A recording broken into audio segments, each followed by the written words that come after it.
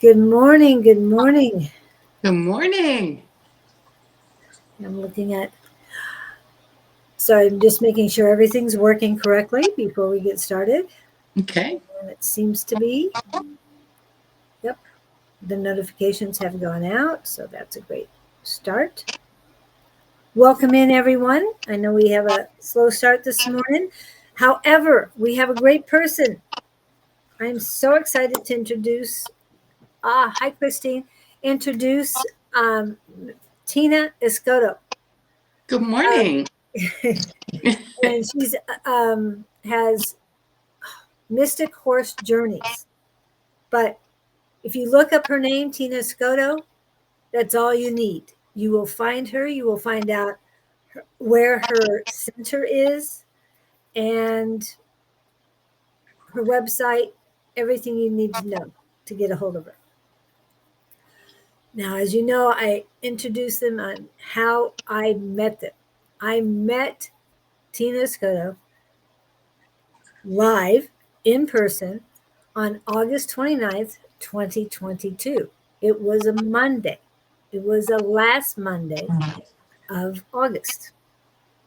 And I remember this because this was the beginning of my life, my journey. And Tina has a class. It said circle, and I used that word for quite a while. But some of the people I met, they got out of sorts when I used that word. So I just started saying class and making it easier on everyone so they didn't freak out. Anyway, we learned a lot of things there. I've learned everything, the basics that I needed to know, and learned how to practice my abilities from Tina. And I keep learning every Monday that I go there. So, welcome in, Tina. Thank you so much for coming in. I know it was kind of last minute, but it works out divine timing. So I appreciate it.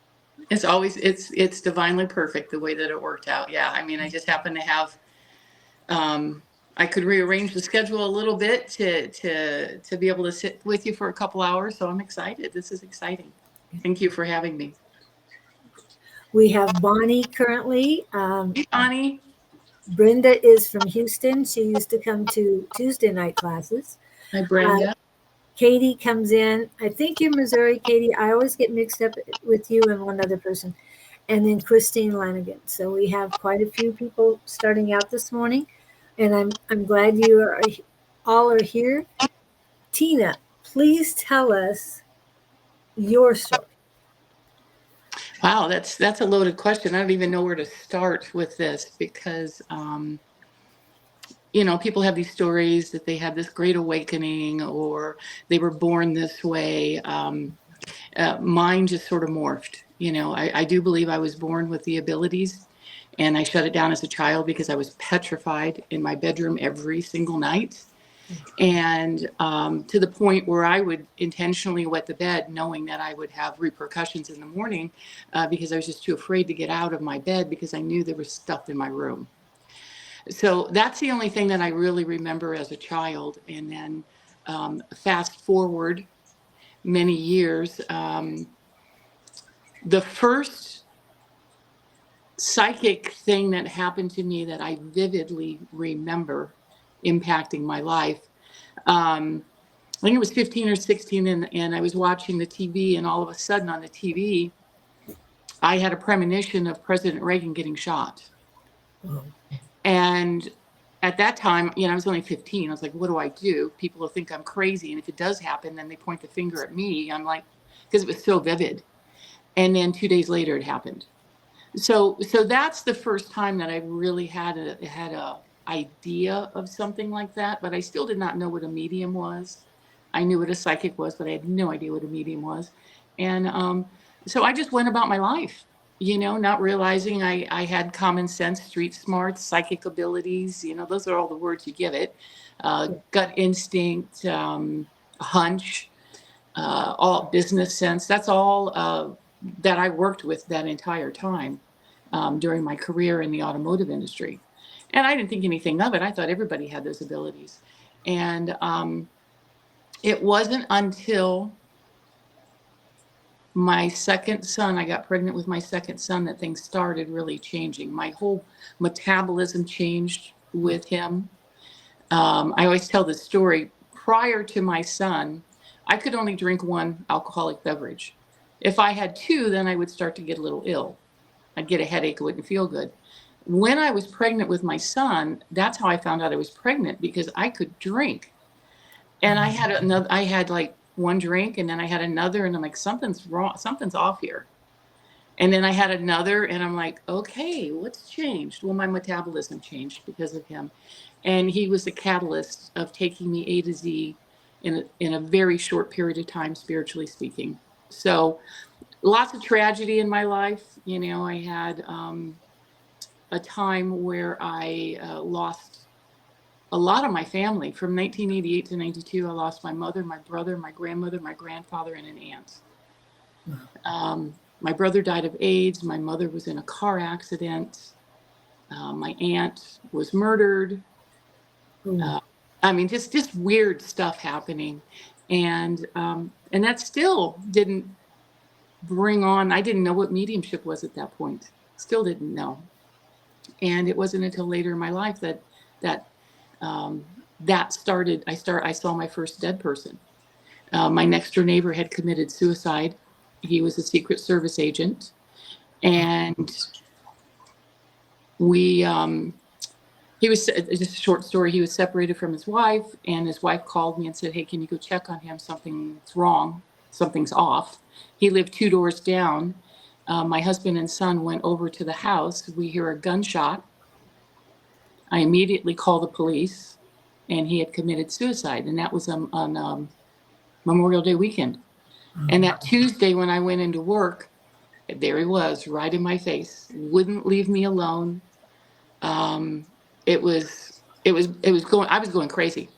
I was at work, I needed to work, and all I could see is my next door neighbor who had committed suicide. Everywhere I went, everywhere. And finally I had to call his wife and give her a message for him. And that was opening up the door for me to see spirit. So I am clairvoyant. I do see spirit. I see them like I see you. And I don't walk around seeing dead people, though. It is something that I have to turn on. And I think spirit protected me from that, because they knew I was still in corporate. They knew I had to work. And if I walked around seeing dead people all the time, I wouldn't be able to do that. So it's very much controlled. So, but that in a nutshell, that's sort of how it blossomed and started that way. Well, and I know you tell this story often. However, a lot of these people haven't heard it. I mean, we mention it sometimes, but it's your story. Mm-hmm. So you mentioned that you saw your neighbor in front of you at work. And you also have told us that you were let go. So how long after that? It was quite a while. It was quite a while. Okay. I believe that Tony passed in 2005, I think. 2006, maybe, I'm not quite sure. And yeah, funny story. I was fired from my job, my corporate job. I had been in the car industry for 33 years, service and parts director for car dealerships. And in 2013, I had a meeting with a woman that did some work out of Sedona. And she told me that Spirit wanted me doing this full time, and that they'll give me a year, 2 years tops. I said, well, I'm not going to quit my 6-figure job to do this.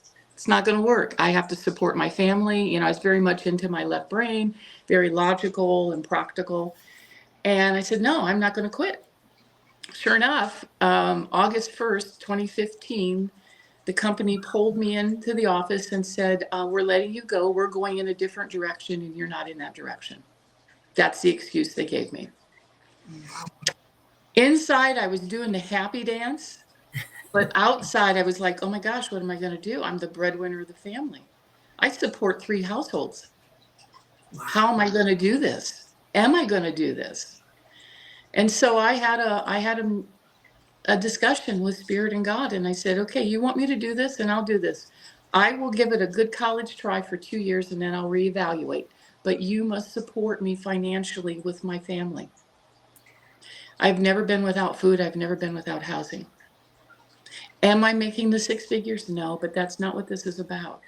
This is about helping the masses understand that they have abilities, they have the power, and they can have their own peace within.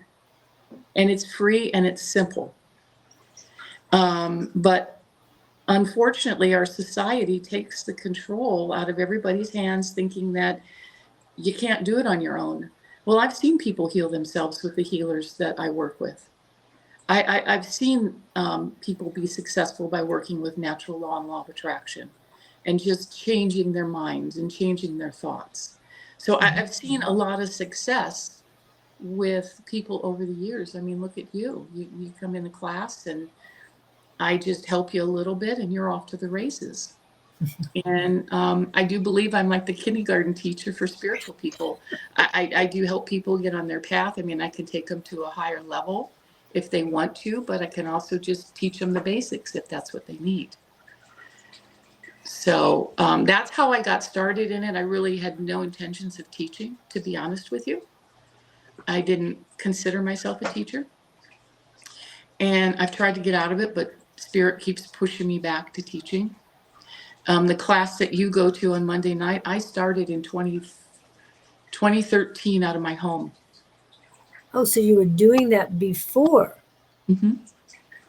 I was having a weekly gathering, a home circle, where we practiced abilities. And then I just branched it off into a class. It was at a Piece of the Universe when she was when she still had her store. And then I moved it to Everything Just Rocks. My center here in Cave Creek, I have a different class that runs, and that one's been since 2018. Right. And that's usually, it was on Saturdays all the time, right? It was every Saturday, but now it's the 4th Saturday of every month. But I am going to start a mediumship series out of my center on weekends, a mediumship study group where people that they might have mediumship abilities, but they don't know how it works. They don't know how to control it. They don't know how to expand on it. I'm finding that there's a little need for that in my classes because I have people that come in and they don't understand a lot. And my classes, on Monday nights, it's hard to teach because I have so many different levels. So I was thinking of putting in a mediumship class on a weekend where people can study mediumship and study how it works, the properties, how the energy works, how the guides work with you, just everything about mediumship and psychic abilities. And I know you've done other mediumship classes. Oh, yeah. Previously. I have. I mean, I've done beginning, intermediate. I've done advanced. The only thing that I have not taught is healing, and that is my forte. Yes. My healing team, the healers that work through me, are extremely gifted. I want to give them lots of credit and lots of kudos because they are amazing what they do with people. I've seen tumors shrink. I've seen things disappear. I've seen pain levels go away with people that are in chronic pain. I mean, I can just go on and on of the work that they have done. It's not me. I am just the conduit. They are the healers. And so they're just really amazing, the work that they can do. And people, the thing is people have the ability to work with their own healers and they just don't know. They don't know how to do it. And to me, I go to the healers before I grab a bottle of aspirin. Yeah, I had something happen that I used Tylenol, and I'm not really happy that I did, but anyway. Yeah. Victor from Sweden says, great meeting you, Tina. Hi, Victor. And Kevin is from Upper State, New York. Is that how they say it? I don't remember. Upstate New York. Okay. Hey, Kevin. Nice, beautiful area up there. I went to the Omega Institute up there, and that's in Rhinebeck, New York. And then I've also went to Lilydale up there. It's really pretty. It's not at all what I thought New York was going to be like. When you were talking about kindergarten, that's when he says, and that's where I am, Tina. we And all have to start somewhere, Kev. It's just the way it is. yeah, I don't think it was the first day, obviously, but within about, and I was going every Monday, guys. It was probably 2 months later that I was thinking to myself, it's like, I want to soar. And it's like, kid, you haven't even learned how to crawl yet or sit up. So Mm-hmm. first do that before you try soaring or flying, because it's not going to work. And this is Bonnie. She misses you, Oh and she yeah. needs Hey Bonnie, Larry. send me your address and I'll send you a bottle of clearing spray. Just let me know if you want the 4-ounce or the 2-ounce. Yep. It is. I'm in Rochester. Yeah. Okay. It is gorgeous up there. Yeah. Wonderful. I was thinking, Julie, we have all these spiritual experiences that happen to us, all these crazy things. And, what experiences have your guests had, or your audience? Have they had any crazy things happen that they can't explain, or things that? I'm sure they have, and I know that they want to talk to you about it. I know that. Victor, LOL, is it still $20? I thought it was 16, but it might be For 20. what? For what? Lilydale? No, this is Bonnie. Bonnie Oh, was saying, Bonnie. Oh, the spray. Okay, Bonnie. The spray is it's 16 for a small bottle and 32 for a large bottle. yeah, I started doing the larger bottles because people wanted more of it. I know. I can't keep up with it. Every time I go to the class, it's like, oh, I need to get some. I didn't Yeah. have more cash, and I just didn't want to deal with it. So, but I've got to get some. It's probably better to get the 32. That way I don't have to worry about it. Yeah, it lasts longer. Yeah. Well, I know you have a lot of stories. Yeah, I do. What happened to you? I've got well, let's see here. Okay, I'll tell you a recent story that happened to me, and this is a healing story. At the time, I didn't think it was healing, but later it was revealed to me by spirit that that's a form of healing. So I had a dear Oh, friend that had that was in hospice. He was dying. His name was Larry, and his wife had called me on a Friday night and said, "Hey, can you come with me? Because they say that he's going to pass this weekend." So I go there with Miss Louise, that's his wife, and we're in the hospice, and I know that Larry knew that she was there because they can hear us. They may not respond, but they can hear at the time when they're crossing. Okay, and so she was talking to him, and I could tell. I said, "He hears you." She had to leave the room because she just couldn't bear being there. It really was tearing her up. I said, "It's okay. I'll be with him. I'll stay with Larry." So I sat on Larry's bed and I put my hand on him and I asked the healers to come in and heal him. And I wasn't really paying attention, but what happened was he stopped breathing. And then it was a real long, that really long pause. And then he'd go, and then he'd breathe. At that time, Louise had walked in the door and I said, "Louise, he's transitioning." And he shouldn't have, because the nurse had just come in and she's like, "Oh, he's got more time," because they can tell. But the healers helped him cross sooner than waiting the day or two or whatever. And so I felt really bad because I touched him and then he stopped breathing. And I was just asking the healers to come in and heal him. And they thought it was time that he were to go home. Now, one thing about the spirit world, when a child is born, they cry because they know the hardships that child is going to endure here on earth. But when someone dies, they look at it differently and they rejoice. It's a big party. They're coming home. They're happy. Complete opposite of here with us in the human form, which is very, very interesting, I think. So anyway, I take Miss Louise home and I stay with her for a little bit. Larry did pass. And as I'm driving home, Larry comes to me and he thanked me for helping him. And that's when it dawned on me that healing also can help heal for transition. And I know they have death doulas out there. I really don't like the word death doula.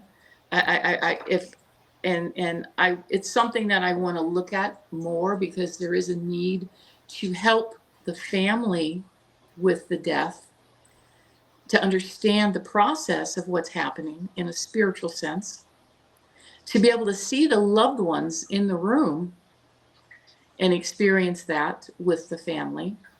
To me, it's a great honor. And so I am going to look into end of life transition healing. It's not the name I'm giving it, but I'm going to help healing in transition. But it's more so, it's for the family at the same time, because I just recently had the privilege of helping one of my students, her mother, crossing. Okay. And I was able to go in and help the family, let them know who is around their mother waiting, and that they're waiting and they're going to have a big party. And there was all this excitement on the other side for her to come home. And then to be able to do the healing, the trans healing on the person that's transitioning, but also on the family to help them with the grief. To me, that's a huge honor. And that's something that is a form of mediumship that's not being looked at as much. And speaking of that, we have a certified death doula, and that is Miss Bonnie. She's certified. So that's why I put this up there. I put her name up before, and then she says, I am certified. So Good. Yeah, it's just something that has come up in my line of sight. And so it's something that I will help people with if they need it, and there is a need for it. I mean, we help bring life in, but we don't really do anything with death. It's sort of taboo to everybody. And why is that? Why don't we explore death more and what happens when we die? There is a review board that people go over. They don't understand the review board. They don't understand, the process sometimes. And when you study it, it's very interesting what happens when people cross. Do we have some questions? we do, but before we get to the questions that just popped up, I want to put this up. Is there anything you can tell Kevin? Because he says, have a story to tell, but he doesn't want, it's not public. So if there's any non-public ones you wanted to share. Who, me? No, or Kevin. Okay. Please, afterlife travel agent for a more whimsical name. Love that, Kevin. I'm sorry. And Bonnie started out with calling on angels, and now she's your love goddess, but that's not her doula part of it. And then Christine, because you had asked for questions earlier, or stories. I had a crazy thing happen yesterday evening. My lamp started flickering frantically. I know it was my late husband who passed. It was incredible, and I've even got a chance to videotape it. I'd love to show it to you. Oh, love to have it. That's so cool. Spirit can come through, and they can flicker lights. They can bring in objects called apports, APPORTS, and that's an object that they can bring in from the other side and drop in. It takes a lot of energy for spirit to do that, but you can talk to them. So if the light's flickering, what I would do, I would say, if this is my husband, make it go faster or turn it off. There's ways that you can start the communication so that they understand that they're getting through to you, because a lot of times spirits on the other side, and they're trying to touch in your energy field, and they're trying to get your attention, but you're oblivious to it. You're not paying attention to how spirit is touching in with you. So they just give up. It's like, well, they're not listening. They don't hear me. They don't feel me. So I guess what I'm doing is wrong. Or it's not getting through to that person. So if you were to acknowledge that, oh, wow, that light's flickering, and I feel like it's my husband. If this is you, can you make it go stronger? Start experimenting, exploring the phenomenon that's happening around you. Like I have a toy room. I have granddaughters, and they come over and they play, and I have a toy room with electronic toys in there. And they're constantly going off. Spirit's constantly playing with the toys. And they usually do it late at night, which freaks out my son because it's on his side of the house and he hears the electronics going off. But hey, I've got them turned off, but they still come on. Okay, so spirit can come through and they do want to get your attention. So pay attention to that. I mean, how many of you feel spirit out there? Does anybody out there feel spirit? Well, yeah, and Bonnie is saying we call it end of life doula now. There's End of life. Okay. movement started. And yes, what Kevin said, afterlife travel agent for a more whimsical name. Yeah. And then if Bonnie says it's sacred, I'm It sorry. is. It is sacred, very sacred. It's an honor. Yeah. Yeah. I mean, I was there with my dad as he was actively transitioning. But I left it to my brother and sister to actually watch the transition because I'd been with him for 2 years. Yeah. This was their first time to be around him. So I left it to them. Movement takes experience and energy, and everything is energy. And this is Bonnie again. My son moved and closed my security system panel. Closed. Okay. Okay. So her son is definitely moving things. Yeah. Okay. And this is Christine who had the experience. I did say out loud that I loved him.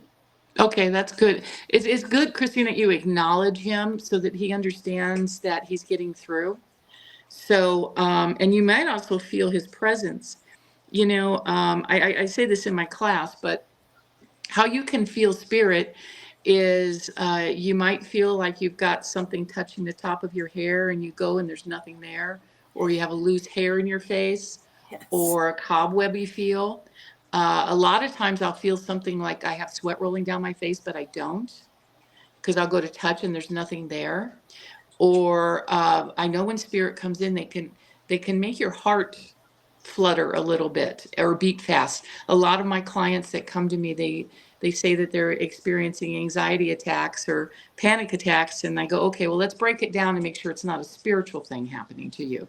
Because when spirit steps in your auric field, their energy, their vibration is so strong, it sort of disrupts yours a little bit.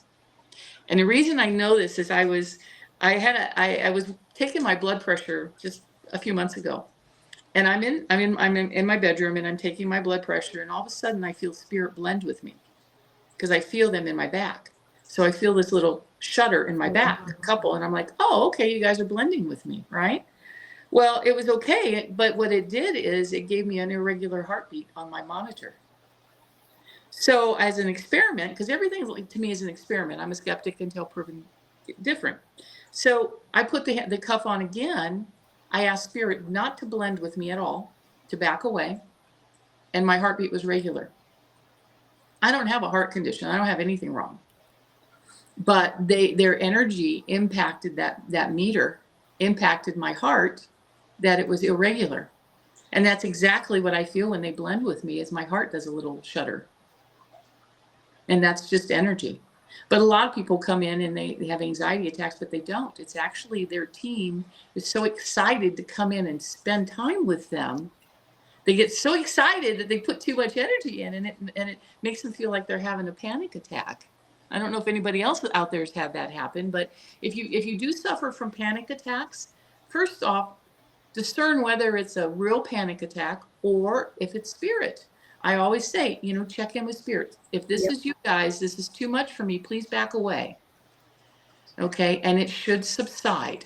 So just keep that in mind. And then also, if you're in a quiet space and you start to have a panic attack, that's probably it's probably spiritual at that point, because there's nothing around that would cause you to have a panic attack.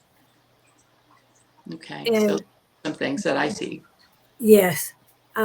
And you see so much more. I'm still in cognitive and sentinel, Claire Sentinel right now, but my clairvoyance is getting better. So Bonnie says, lost the man I loved, and he came to me during transition and spoke to me.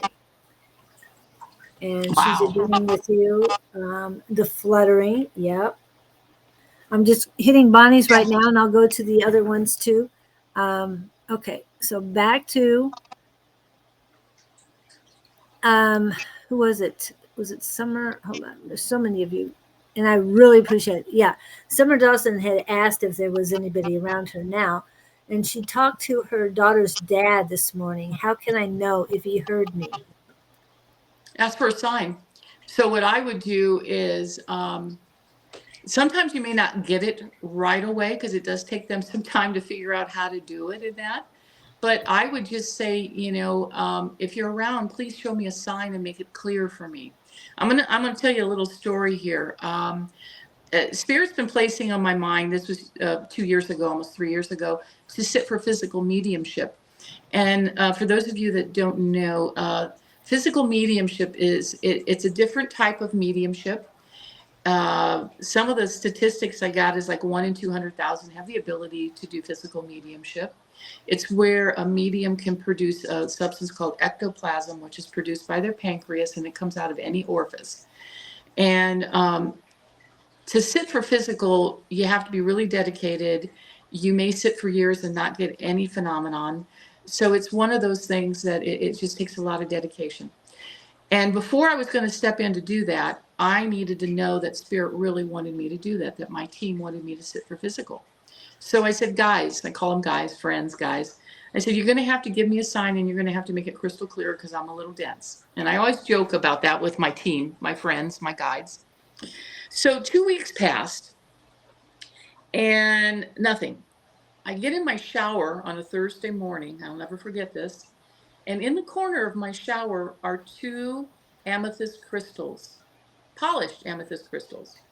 And for those of you that know me, I don't work with crystals. I don't really do anything with crystals. I don't buy them. They're just not on my radar. The only crystal I like is a diamond. Okay. So anyway, I had 2 amethyst crystals. I'm like, these are from Spirit. This is an apport. Again, I'm going to say apport, APPORT, and it's an object. It's when Spirit can bring in something from the other side and give it to us. So I'm like, okay, they got my attention. So that Friday morning, the next day, I get in the shower and there is a rose quartz crystal. So if I didn't get it the first time, they made it crystal clear. Crystals. They gave me crystals. Yes, exactly. Crystal clear. And so I started sitting for physical. And that was over 2 years ago. And so anyway, that's how they can communicate. I wish that my guides communicated to me clearly like we're talking. I ask a question, I get an answer, but it doesn't happen that way for me. And it may take them time to get me the answer. I may hear the answer right away. I may see it later. It just varies. So pay attention to signs. Pay attention to little things that might get moved in your house. If you're the only one living there and all of a sudden something turns up missing, it might be a spirit having a little fun. You never know. They might just be wanting to get your attention. So Summer is saying that she asked him to show her a sign after one night at his grave. She got in her car, there was a moth. Was that a sign? Well, if the moth means anything to you, yes. Or to him. Or to him, it just depends on what it means to you. I mean, To me, a moth wouldn't be a sign, but I don't have anybody in spirit that was attracted to moths or studied moths or anything like that. So you just really have to see, what you feel when you get that message. One thing, you don't have to go to the cemetery to be close to him. Right. He's right with you. They're always with you. Okay, you just have to pay attention to the signs. You might see, some of the typical signs are butterflies, dragonflies. My sign is a cardinal.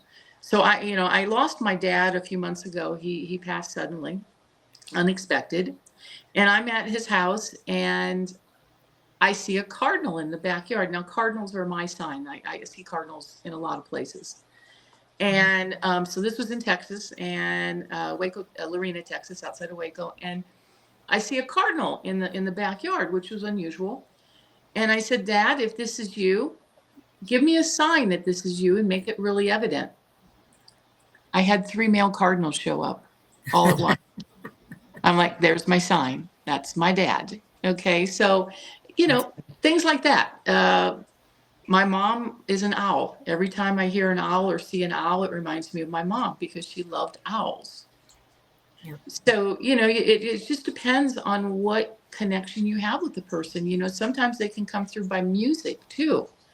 I remember one time I was back home in Indiana. I was driving. I was going to go see my mom's friend on the interstate. She was off the interstate. I missed the exit. And I'm like, well, heck, it's 20 miles to the next exit. And then I'd have to do a loop and come back around 20 miles. That's a way out of my ways. I said, I'm not going to go see my mom's friend. I'm just going to go visit my brother instead. The radio changed channels when I made that decision to a Patsy Cline song. And my mom loved Patsy Cline. So I'm like, okay, Mom, I'll go 20 miles out of my way, 40 miles actually out of my way to go visit your friend. And I'm glad I did. When I got there, I found out that she had lost 2 of her children and that her husband was ill. And so that's how my mom got me to stop at her friend's house, by changing the radio station I was listening to and putting on a song that was one of her favorites. So it's little signs like that. Sometimes we can miss them if we're not looking for them, guys. And that's why I wanted to share that. And Victor is saying, Tina, it's been happening to me. I know my grandma been feeling her holding my hand, my arm. Sorry. Wonderful. Spirit can give you the impression that they're touching you. They're not, it feels like it, but it's energy, guys. Okay. So you can feel them holding your hands. It happens all the time with my healing sessions because Spirit's extremely active in my center. I have to tell you a story. Last week we did I have trance healing every Thursday. We practice transcommunication, trance healing, all forms of trance. Well, last week was healing. And I had a young man on a table, and I had one person at his head, and there was another individual standing next to him. And when he closed his eyes, that's what he had envisioned. There was one person next to him and one at the head. He didn't know I took the person that was next to him and put him in another room. So we proceed with the trance healing. This young man is getting healing by Spirit. Okay. After the session, he asked me, he says, can I talk to that individual? He said that, he touched me inappropriately on my hand and leg. And it made me uncomfortable. And I want to tell him that. And I'm like, sure, that's okay. But I'm thinking there's nobody standing next to you, but okay. So I called the other individual over from the other room, and this young man's proceeding to tell him that he felt it was inappropriate. And the guy's face, Scott, he was bewildered and he was laughing. He goes, I wasn't standing next to you. I was in the other room. It wasn't me touching you. It was Spirit. You should have seen the kid's face. It was priceless. He's like, what? I tell people that they're going to get touched in my center by Spirit. They don't believe me. And when it happens, it blows their minds, and it's crazy. I love working with Spirit. So much fun. And they have a sense of humor too. Yeah. And I was going to say, her center has so much more energy there, higher energy, stronger energy than it does at Everything Just Rocks. Not a bad thing Yeah, it's just for different. energy in Everything Just Rocks, but you work so much out of there and you build up that energy on a daily basis. So it's Yeah, fantastic. we've got it's a highly charged center. It's funny. When I in 2018 I was working out of a thrift store in Cave Creek doing my Saturday classes. It was a perfect place because they had a separate room. It just worked out wonderful. As I'm driving home from that Saturday class in 2018, Spirit's like, "You need a plan B." I go, "No, this works fine. I love this place." "No, you need a plan B. Build it and they will come," is what they told me. I'm like, okay, how corny is that? You could have picked something other than Field of Dreams, guys. My guides have a sense of humor because I think I have a sense of humor, so that's probably why. And so I'm like, okay. So I come home and I talk to my husband. He goes, "Well, we'll just clear out the garage." I've been trying for years to get him to clear out the garage. And now he's like, "Well, we'll just clear it out." I'm like, okay. Well, that Monday, that was a Saturday. That Monday, I'm in class down in Tempe, and I had two men appear in my class. And at this time, this was 2018, this was several years ago before we had a lot of people starting getting into the spiritual movement. And it was just unusual for me to have two heterosexual guys show up in my class Yes. out of the blue that just didn't really fit. You know what I mean? Yeah. And I'm telling them this story, and they go, "Well, we'll build the center for you. We'll just do a barter.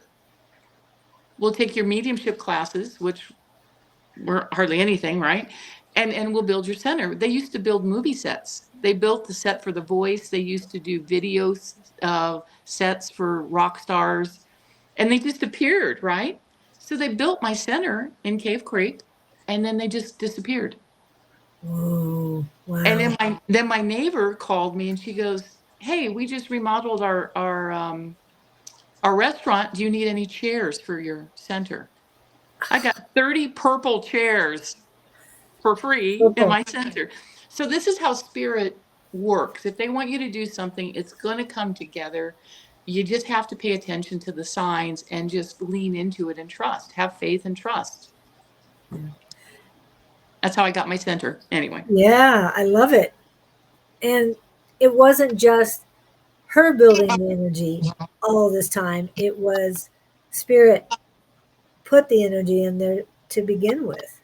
Yeah, With it's a good base. and it was them. It was crazy because one time I was meditating and I felt all these eyes on me, and I opened up my eyes and my whole center was standing room only with spirit, right? And I'm like, and I had to laugh. I go, "Build it and you will come." Guys, you don't pay the bills. I need people. I said, "Spirits, I mean, unless you bring people that can pay the bills, that would help me tremendously, guys." Um, so this is a teaching center, and this is for spirit. This center is for spirit, and we benefit from it by coming here. But I know that my center here teaches guides, teaches people. I know that the healings that I do, my healing team teaches the person's healing team how to best work with them. So they get schooled when they come here for a healing. And I've seen it over and over again because the healers that have come in sometimes go home with my clients and continue working with them. So this is an unusual center. I really do believe that. And Kokomo says, my mom and sister passed unexpectedly, and everywhere I go live, I guess, I have light flicker on and off, or in my kitchen area, I always feel like someone is knocking on the fridge to get my attention.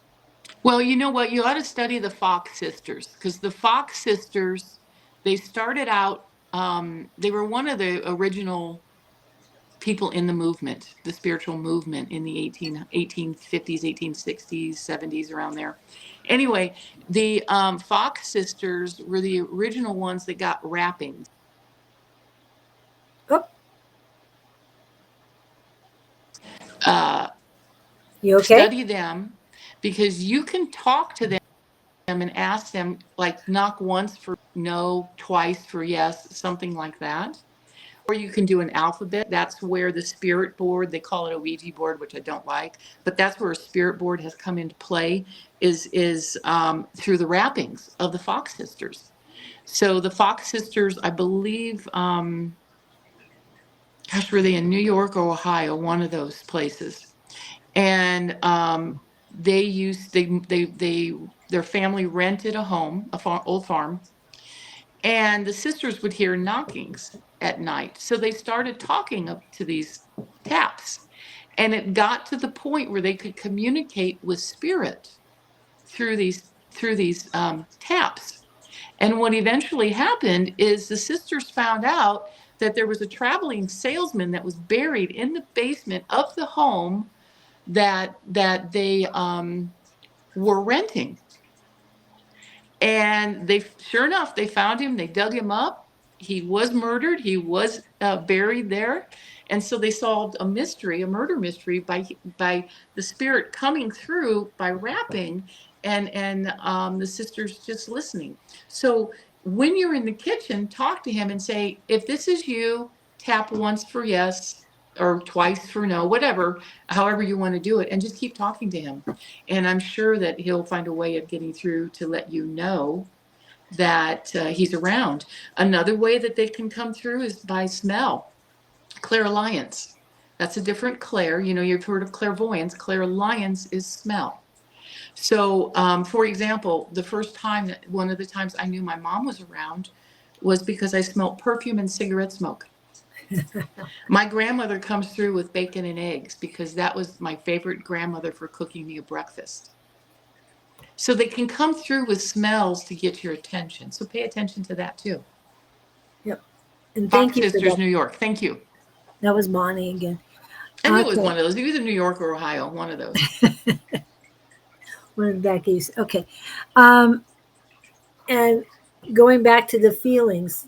So all that hair, cobwebs, who's touching me, everything happens to me like all the time. Almost makes sense. I don't know if we're frozen, Julie, but I'm still going to go ahead with it. Yeah, the touching and that, if you get that all the time, that's spirit. Just talk to them.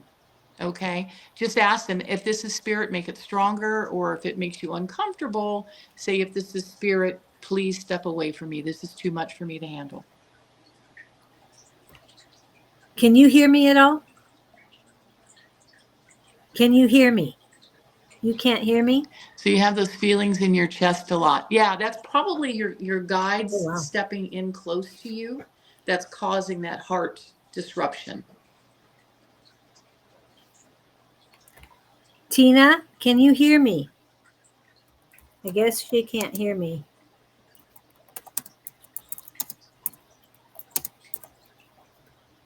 I don't know if I'm still on. You are still on. Okay. But Julie is locked up. So No, I guess I'll just keep going as if she was here. I am here.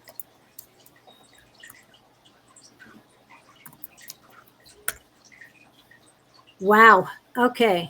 I don't know what's going on, guys, but can you guys hear me? Can anybody hear me? You can't. Okay, you can hear Julie? Okay. So anyway, yeah, we just have to look for signs. There's all kinds of signs all over. Spirit is constantly trying to get our attention, but sometimes it's hard. Especially if you don't acknowledge them, guys, because they're out there and they're like, hey, here I am. Do you see me? Come on. Or do you feel me? Oh, I'm going to poke you. Did you feel that? Well, they didn't feel that. So I'm going to back away as a spirit, thinking I can't get through to you. But if you feel a sensation, like, for example, for the longest time, I had a pressure in my right scapula.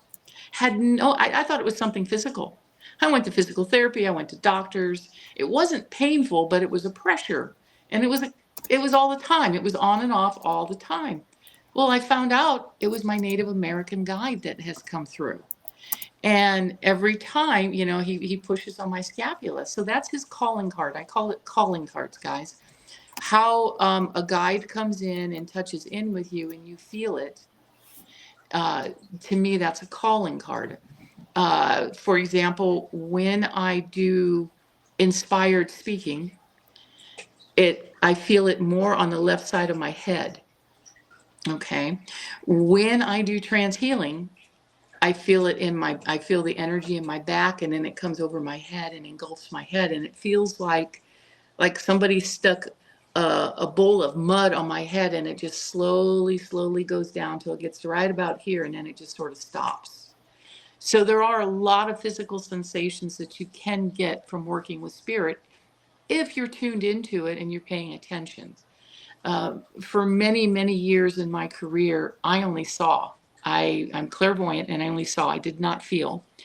And I went to Tombstone to do the Tombstone Morgue seance, and I picked up a spirit attachment. And the spirit attachment gave me the awareness of what it feels like to feel spirit around you. My gatekeeper allowed the spirit to come in, allowed it to influence in my energy field, so I felt disrupted. And that's what I call by a spirit attachment. And so once I was able to acknowledge that and remove that from my field, I started feeling spirit at that point. So that was the catalyst for me to feel spirit. In the beginning, I didn't. I just saw. I am an empath, though, so I do feel energies, but I just didn't feel spirit. And then once I had that attachment and I started noticing sensations in my body, that's when I started playing with it. Is like, if this is spirit, please make it stronger. Or if it was too uncomfortable, I'd say, if this is spirit, please reduce this. This is too much for me. And so anyway, that's how I started playing with everything. And to me, this is a big experiment. I'm constantly experimenting with energies, with spirit, to see what I can do and what they can do with me. See, one thing that we tend to lose sight of is we are of service to spirit and God. And to me, that's a sacred thing. I take it very seriously. And so I constantly ask God and spirit what I can do to be of service. What can I do to help you on the other side? And so that's where I'm saying I'm a conduit, I'm a vessel. I don't do the healing. God and spirit, they do the healing. And so anyway, it's a very sacred thing to be able to do this work.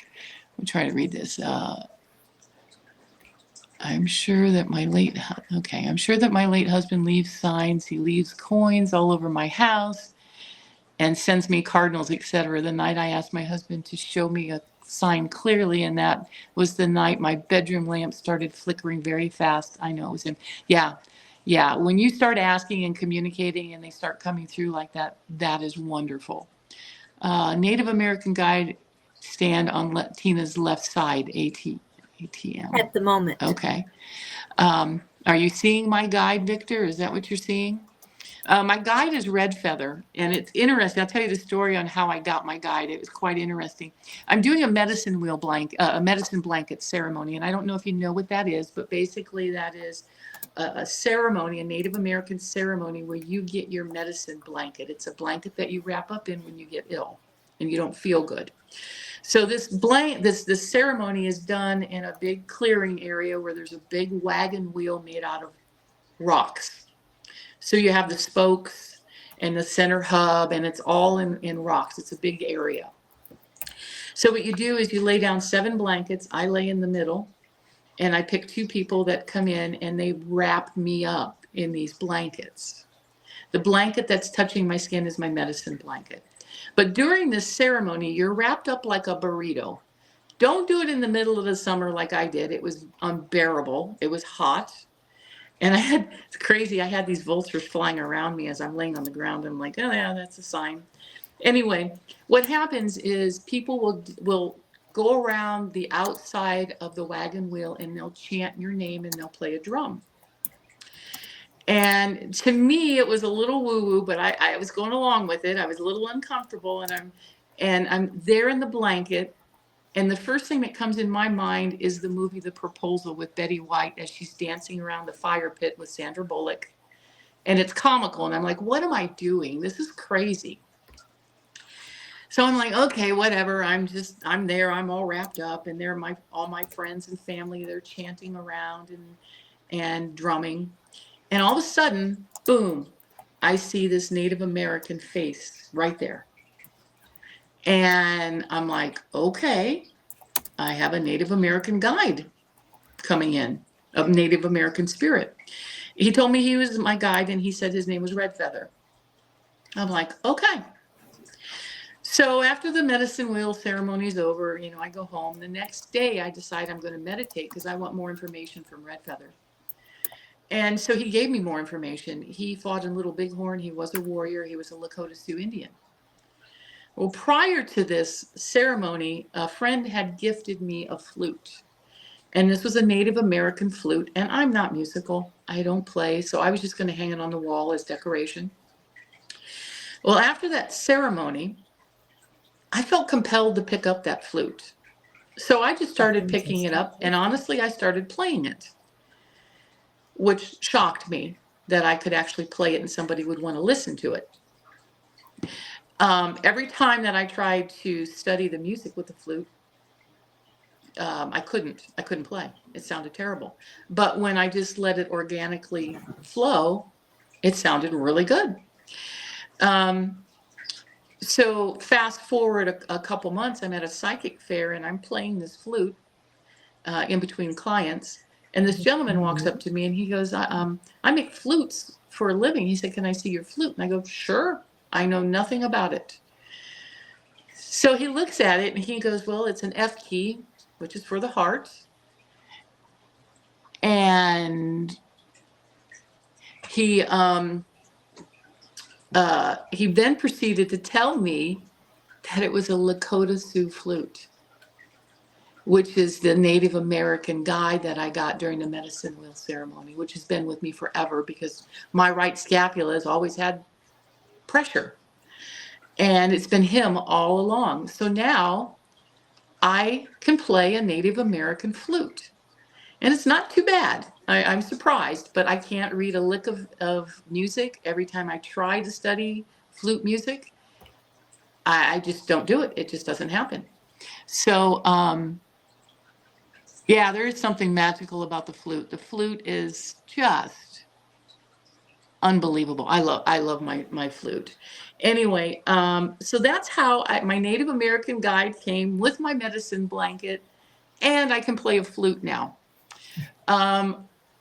I have also done transcommunication with a Native American, and he was Lakota Sioux. I'm not sure if he was my guide because this happened years ago. And he was able to take control of my voice and speak through me. It sounded like my voice, of course, but he spoke through me, and it was Native American. I didn't know anything that I said. And so there is an influence there. And the reason that why we have Native American guides in such an abundance is because they are a spiritual nation. And it's been that way for hundreds of years, to where they're very connected to spirit.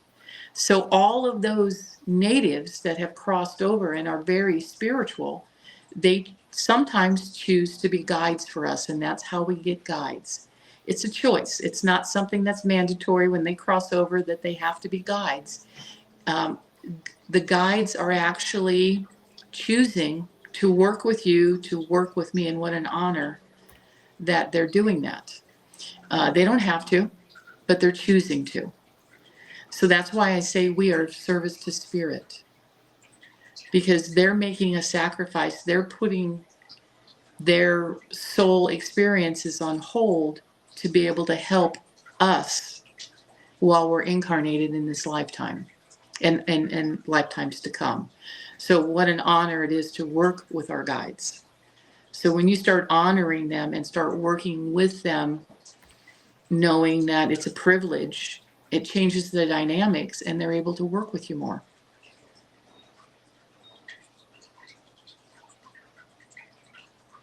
Do a trance medium for the collective of what the Native American like to say to us. That would, for me to go into trance, it would, for me to sit and go into trance communication, I'm not sure if a Native American would even come through.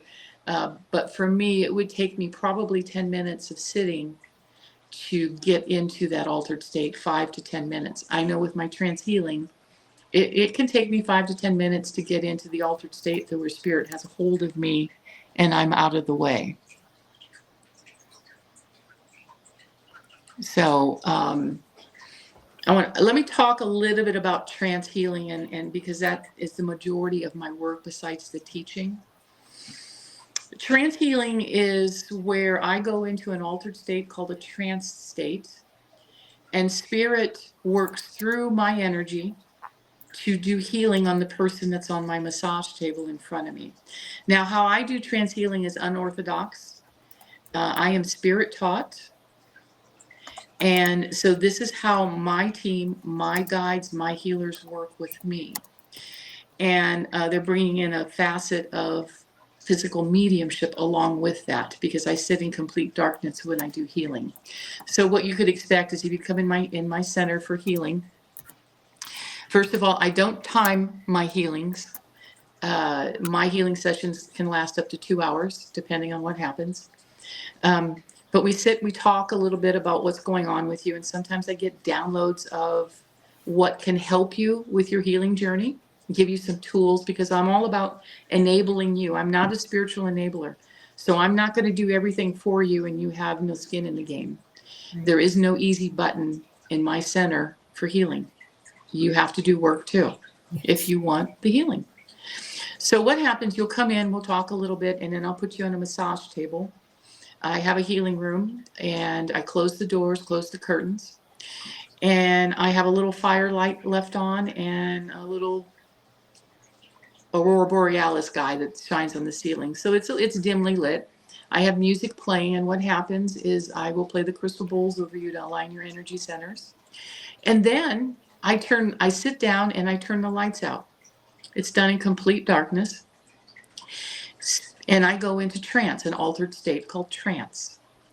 Spirit will hold me there for about an hour. When I'm in trance, I am completely gone. I know nothing about what's happening in the room. They take me away. I don't see anything. I feel a ton because I feel the spirit doctors coming through me. I feel their energy traveling and passing through me, or in my auric field. But they're working on the person on the massage table. And it gets so physical, it feels physical to the person on the table, that they may get manipulated, they may be moved, they may be adjusted, they may feel all kinds of sensations, or they may not feel anything. It just depends. Sometimes spirit will put them in such an altered state that they feel like they're in a twilight. Other times, some people can really see things and feel things. It just varies on the person. But once spirit is done, they pull me back out of the trance, and then I bring the person back that's on the table.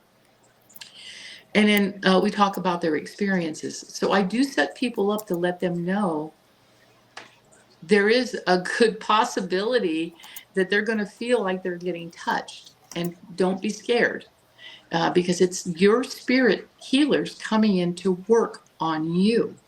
This is your connection with your team and your healers combined with my healers. So my healers teach your healers what they're doing to you, so that when you go home, your healers have the knowledge that my healing team has that they've given your healing team. So I teach you how to work with your own healers so you don't need someone like me in the future. Now, of course, the work that I've done, my healing team is extremely strong and powerful. It takes time to get to that level. And I've been doing it for years and hundreds of thousands of hours of sitting. It will take some time to build them up. But I know I've had people that have gone home and their healing team, they feel them. They start working with them. And I have some people that do it religiously every day because they live in chronic pain, and this chronic pain helps them, the healing works with them. Tina, would trance be considered channeling? Yeah. So the American word that we use is channeling. The world uses trance communication. And there's varying degrees of that. Okay. There's light trance all the way into a very deep trance state. And a lot of this is misunderstood because when you see someone that sits down and immediately starts talking, they haven't given the process time. They haven't given the trance process. You haven't given time for spirit to take a hold of that person.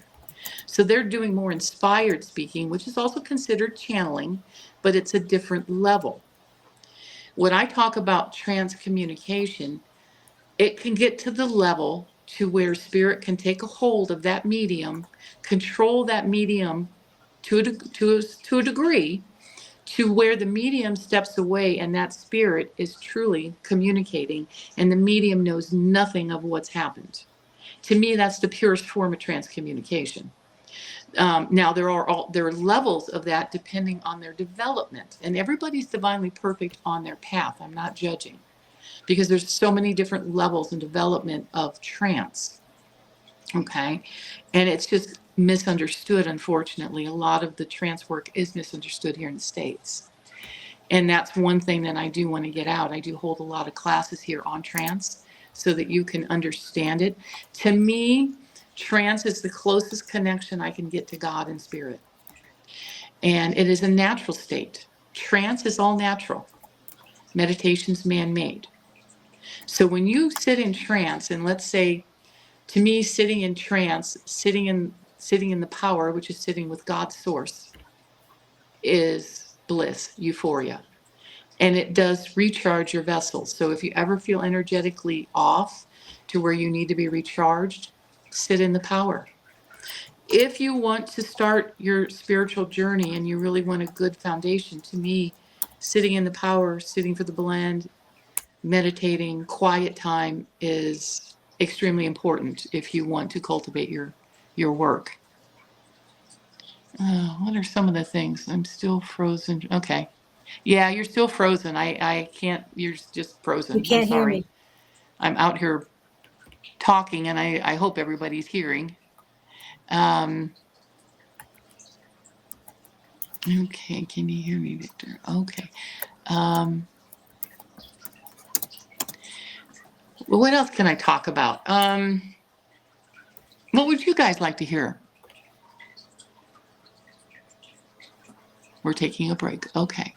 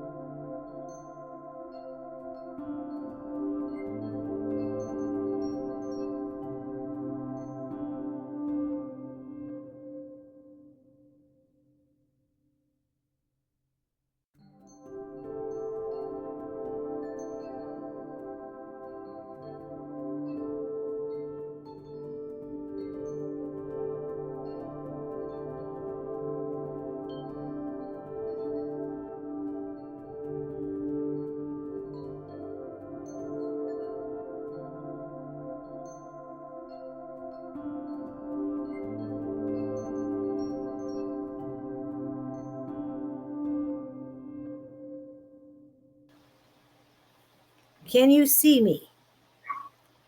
I don't see anything right now. It's black.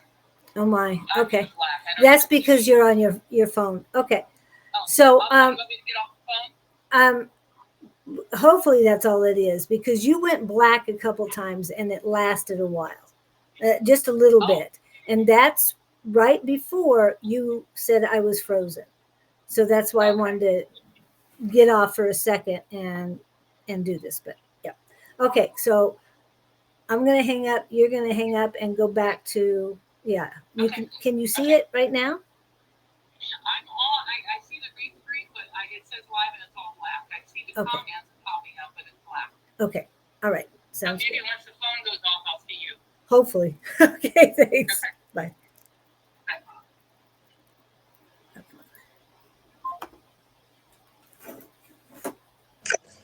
Can you see me? Can you hear me? Hello? I can hear you, but I can't see you at all. Well, at least you can hear me now. Yeah. Okay. Sorry, that's what I was talking about, guys. If she can't hear me, then I can't help her with what's going on with you guys.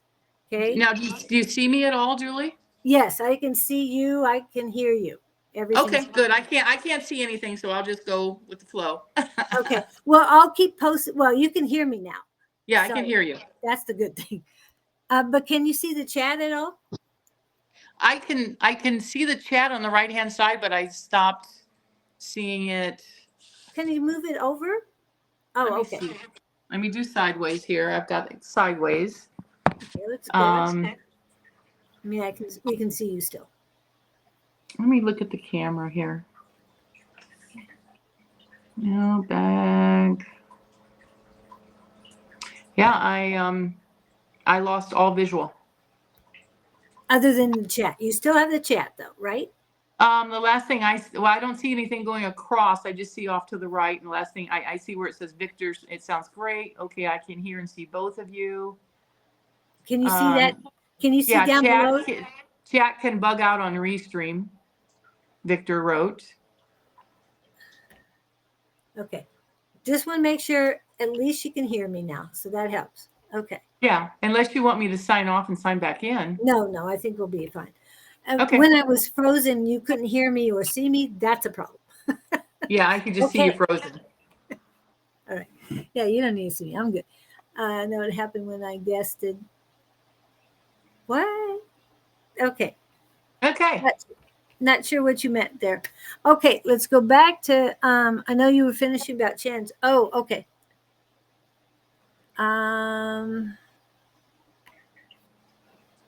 Okay.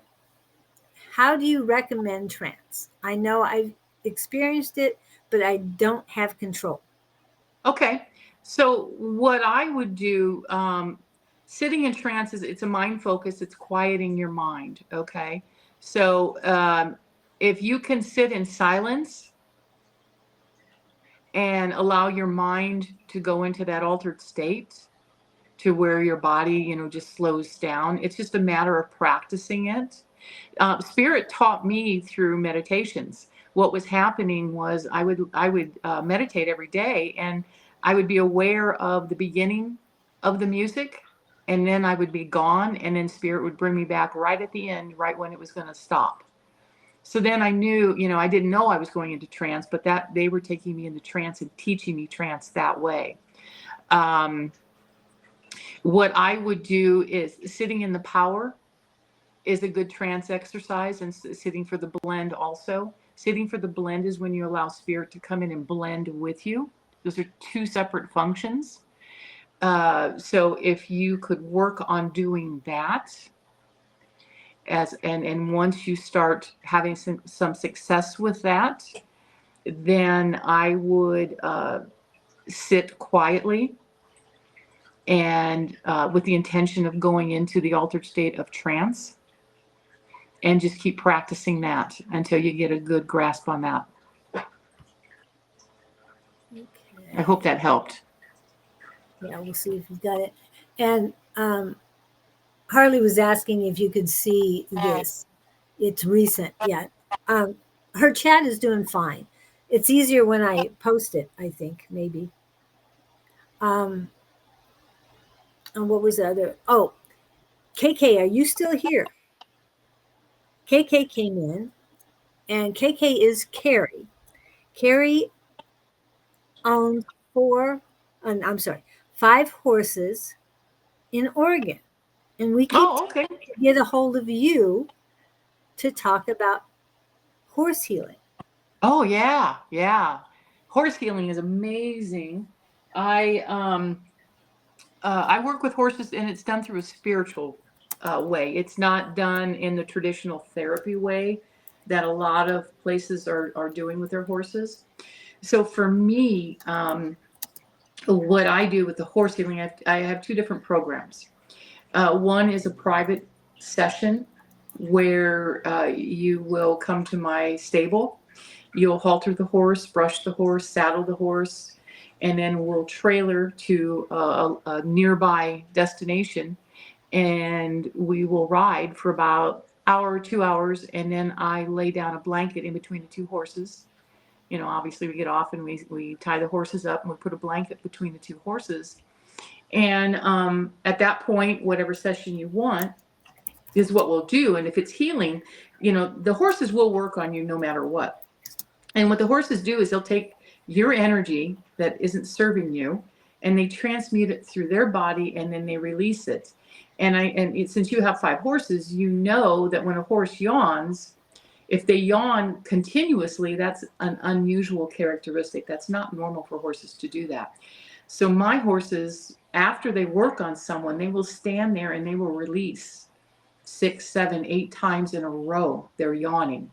And their yawn is big. They stretch out their head, their neck, their ears pin back, their eyes roll when they yawn. It's that intense of a yawn. And they'll do that, like I said, multiple times, which is very unusual for a horse.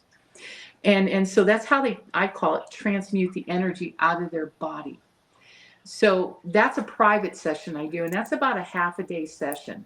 And it's very involved, and you're in the horse energy. And the whole time you're in the horse energy, I'm watching how the horse is responding to you, because it tells me a lot about you. If you don't have boundaries, you're going to have a hard time riding a horse, because they will feel that and they will walk all over you, just like people do in the real world. So those are things that I look for. Now, another way I do it is I do horse healing clinics where I'll have up to 14 people, and it's an all-day event. And I put up a massage table in my barn, and the horses walk around freely. We do meditations with the horses. But one of the things that I do is you're on a massage table, and I'm doing a chakra tune-up on you, a mini chakra tune-up. And the horse is around working on you. And they have a tendency to go right to the spot where you have a problem. And what they'll do is might lick it or like take their lips and nibble on you a little bit there. They don't bite, but they do some work there, and then they stop, and then they go off and they start yawning. So that's what they do during the horse healing clinics. And those I do a couple times a year because of the weather here. I try to make it so that it's comfortable for everybody. And between the flies and the heat, I really have to strategically put the clinics in at the right time. So, but that's my horse healing. And then I also do a specialized. If somebody wants a mixture with a healing session and going out and just being around the horses, we do something like that. But I am working on some new types of healing, including the horse. So stay tuned for that. I haven't posted it yet, but that's something that I'm working on privately until I get it figured out on how it's going to work completely with the horse and what I'm doing with the healing. That's when I'll start advertising it. But I love horse energy. It is so healing. Yeah. I hope that answered your question with the horse healing. Well, and we've been encouraging her to get in contact with you and talk. KK, are you out in the barn right now watching the horses? She usually goes out there to meditate. Oh, wonderful. That's a great energy out there. Great energy. And yes, she has cats and other things, other animals. But The only cat I have is a bobcat because they eat all the kitty cats. So it's the Wild West out here where you have mountain lions, bobcats, javelina, coyotes, snakes. So yeah, I tried having kitty cats at my barn, having a barn cat, and I had no idea that bobcats eat cats. I felt so bad after I got those feral kitties. I'm not going to do it anymore. Yeah. And you have some dogs. You have a Australian healer, right? I have a cattle dog. She's a red healer. Red Uh, healer on. yeah, they have blue healers and red healers. Okay. Just watch the cartoon Bluey. Yeah. That's where they come from. What was the Down big under. feet? Pardon? Kevin put it big feet question mark, so I wasn't sure what that. And Don is saying good morning to you both. Great to see Tina on the live. Good morning.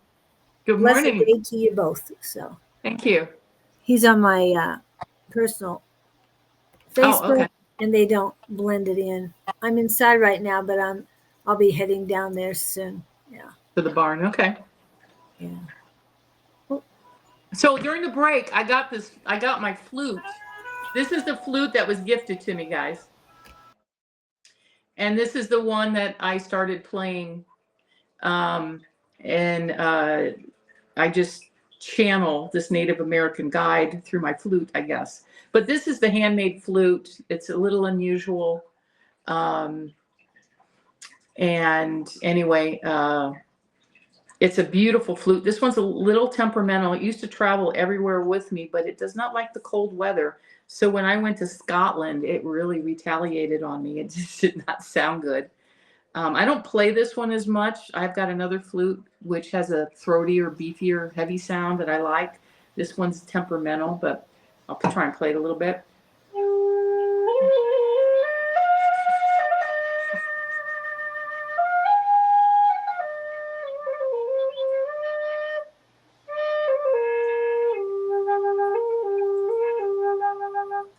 So that's what this one is. This is an F key, and that's the flute. But my friend gifted it to me, and she actually bought it from the actor on Wind Talkers, the Navajo Code Talkers, that movie. The flute player sold this flute to my friend. And she had paperwork on it and everything, but she didn't get me the paperwork before she crossed. But yeah, she bought this flute from him, which I thought was very interesting. Yep. So did you want to play that? Okay. Sorry, I did play it. Did you not hear it? I heard a little bit of it. Yeah, I had to turn my mic off for a little bit. Okay, Louie, your granddaughter's contribution. I have to sit and watch cartoons with my granddaughters. I like Bluey compared to the other ones that they like to watch. And the picture you see there on KK, can you see her picture at all? I posted. I see a horse head, but not much. It's a horse head. Yes, it's a horse head. It's really hard to see on my phone. Okay. Yeah.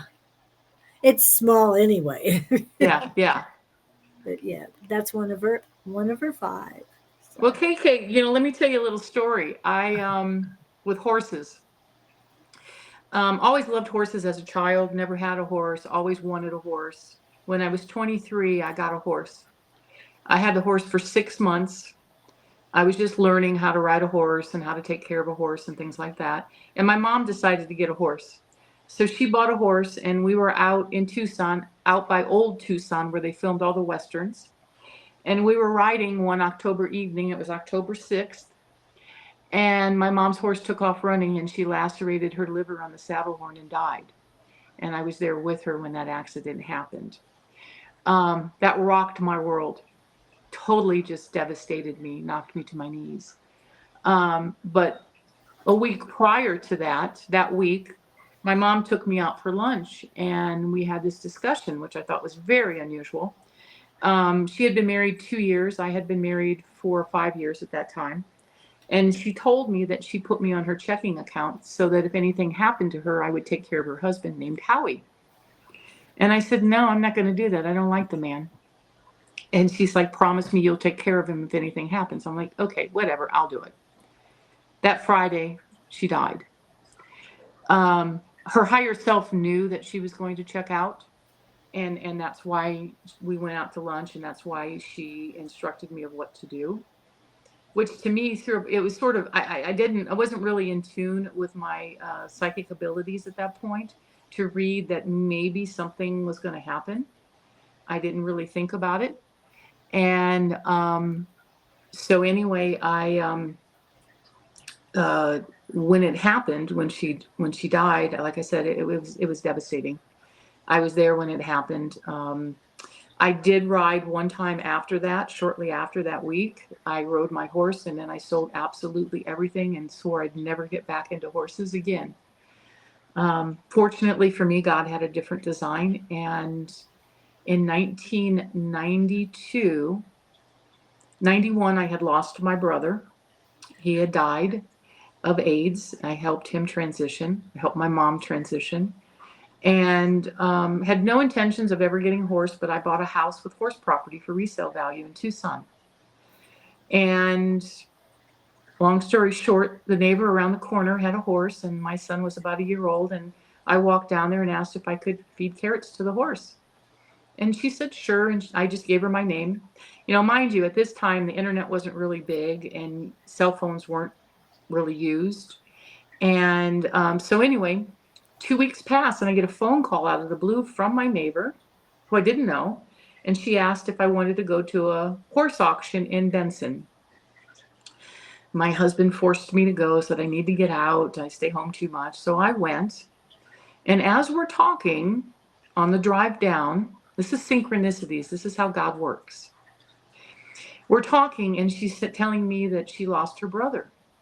And I go, yeah, I just recently lost my brother too. She goes, yeah, I lost my brother to AIDS. I go, I just lost my brother to AIDS. She looked at me and she goes, was he a blonde-haired kid that liked science fiction and was at the VA hospital? I go, yeah. She goes, she met him. She volunteered at the library cart, and he used to get library books from her when he was in the hospital to read. She told me that if I got a horse, I could keep it at her house. I had no intentions of getting a horse. But a few months later, I had a horse at her house. That's how God works. God knew that I needed the horse to help heal my soul from the accident. And so I got back into horses, and I've had them ever since. And they have helped heal me. It's the only connection I still have with my mom, because we would go horseback riding together. And to this day, sometimes she still joins me on the trail. I'll see her on a horse in front of me. I do play my flute during the trail rides, so it is a magical thing when you're riding through the desert. But I definitely respect horses. I respect the power that they have. I'm extremely cautious rider. It has not deterred me. I've had accidents since then, and it has not deterred me. I still ride horses to this day, even though I've had fatality. But it's part of my soul. It's what heals me. It's what makes me feel good. So that's something that will always be in my life. These are the last two horses I think I'll have, because I think they'll get me into my 80s. And then I don't think I'll be quite so physical as much as I am now. But anyway, that's my horse story. That's the history of my horse story. I don't know if you read what KK wrote, Hearing That Flute. No. I just had a pop-up memory pop up of the Indian riding the white horse with blue eyes from Dances with the Wolves. Oh, yeah. That horse's name was Blue. He ended up at a horse rescue by my college. Oh, wow. That, How yeah. amazing. I mean, Yeah, I had a horse, Bob. He was 32 when he died. And he was my savior. He saved me. He helped heal me. He helped heal my soul from the accident. He was a very, very good horse. And this was KK's reaction for the story that you told about your mom. Yeah. And the brother and all of that. Yeah, it was it was a really tough time for me. It really knocked me to my knees. And you know, to lose my mom abruptly, and then my brother was dying of AIDS. And back then there was a stigma attached to it. You know, people didn't want to touch anybody with AIDS, or I was criticized because I had a son that was 10 months old, and I would take my son. This, you know, he was integral with my brother. In fact, I named my son after my brother. So it was a really difficult time at that point. When people at work found out that my brother had AIDS, they treated me differently. So, you know, part of the journey of being a medium and the work that we do, I don't know too many people that have not had trauma. And I think that makes us more sensitive to energies, to be able to read things and see things. We're definitely, most of the people that do this work are empathic because of trauma that they've experienced in their life. It's a rarity that I find a light worker that has not had trauma. I'll be honest with you. Most people have had some type of trauma, and that's what's propelled them into this work. This is KK. I'm the only one in my immediate family who has horses. Horses have always been the ones that I turn to when I'm in need after everything shaking lifetime event. Every shaking lifetime event. So Yeah, that's her horses are trauma very healer healing. too. Yeah. Yeah, they're. I mean, I just I can't imagine my life without horses. I really can't. And in fact, my husband, one time when I was pregnant with my second child, I couldn't ride. The doctor said I couldn't ride, which made me mad.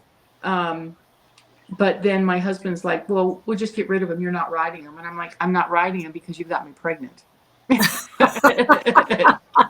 said, "Don't ever talk about getting rid of my horses again because we will wind up in divorce."